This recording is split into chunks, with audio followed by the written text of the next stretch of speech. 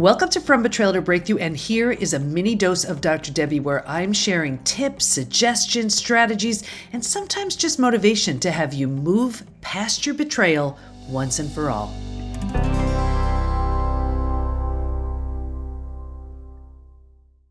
When you're creating new boundaries after betrayal, I'm a big believer in leaving no stone unturned and also leaving no opportunity for misunderstanding and miscommunication. So when it comes to boundaries, that means spelling it out, being super clear about what you need, what you want, what's important to you. We had a member in the PBT Institute yesterday, and she said, well, I shouldn't have to spell it out. He should just know. Well, yes, maybe he should just know, but he doesn't. So I would so much rather you spell it out and make it crystal clear what your needs are, because here's the thing.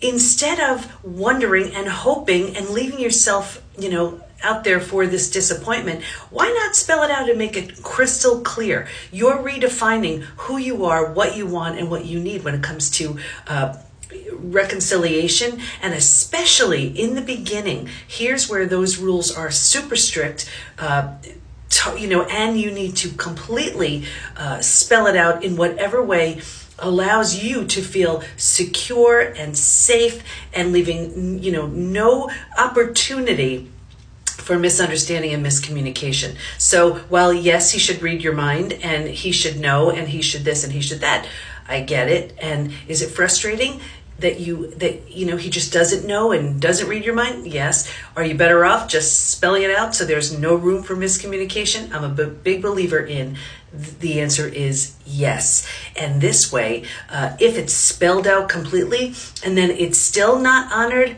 you know what you're working with. And then you can take it from there. I hope that helps. Why are you tolerating certain behavior? I was working with a woman yesterday, new to the PBT Institute, and we have a lot of work to do. She said, well, just help me forgive. Now, here's the thing. Yes, forgiveness is all about us. But I said, okay, well, let's talk about this. And I said, well, why do you want to forgive? She goes, well, I just want to be able just to move past this. And here's the thing. She wanted to forgive so that she can find a way to tolerate his behavior. Nothing has changed. He's actually still having the affair. But she just wants to be able to be okay so that she can tolerate it. So I said to her, do you have kids? Yeah, I have a daughter. Really? What's your daughter's name? She told me your daughter's name. So let's just imagine your daughter said the same exact thing to you. What would you tell her? She goes, I'd tell her to leave.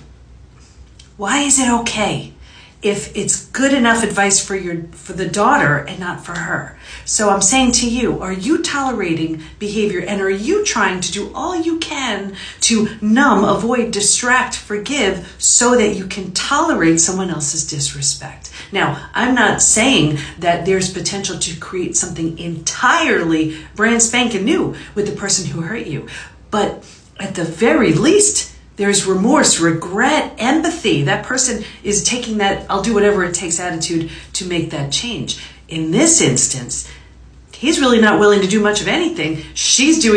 Wants to do the work for both of them and just wants to be able to get to a place to tolerate that behavior. I get it. There's a lot of years invested and everything else, but this also comes down to a self-love issue. And then I always bring up fear. If you weren't afraid, what would you do? Becomes obvious then. So if this is the case with you, I'm going to ask you the same question. Why are you tolerating behavior that you would never, ever do to someone else? That's the question for today. Hope that helps. One of the most common things that happens once we've been betrayed is it's really hard to make decisions. Why? Because there's been a complete and total shattering of trust. We don't trust the person who betrayed us, and then we don't trust ourselves because we're like, I'm the right person. How did I not see? How did I not know? And if we can't trust the person we trusted the most, and we don't trust ourselves, well, then how in the world can we trust in everyone and everything? So until trust is completely rebuilt, and it can be, I actually teach a 4-part trust rebuilding process. So many resources in my bio. But what can you do until then? One of the things you can do is this. What would you suggest to someone you love? If you have kids, if you have a family member, a best friend, what would you recommend to them? And sometimes it's because it's so hard when it's us. But if a question comes up and you're not sure, check in with your response in what you'd suggest to a loved one. And sometimes it makes it really so much clearer. And then even with that decision, I still would wait a little bit to make sure it's the right one. I recommend never make a decision from a low place, but if you need to make some immediate decisions and it's so hard to trust ourselves, that's a way around it, where you're checking in with the people you love to see, what would I recommend to them? What would feel so right for them? And that's usually something that would work well for you. I hope that helps.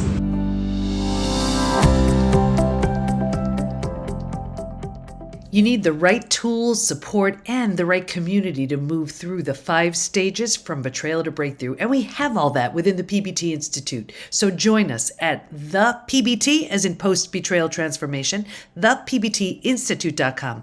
There's a version of you who's so confident, healthy, peaceful, and happy on the other end of your healing. And we can't wait to help you get there. We got you.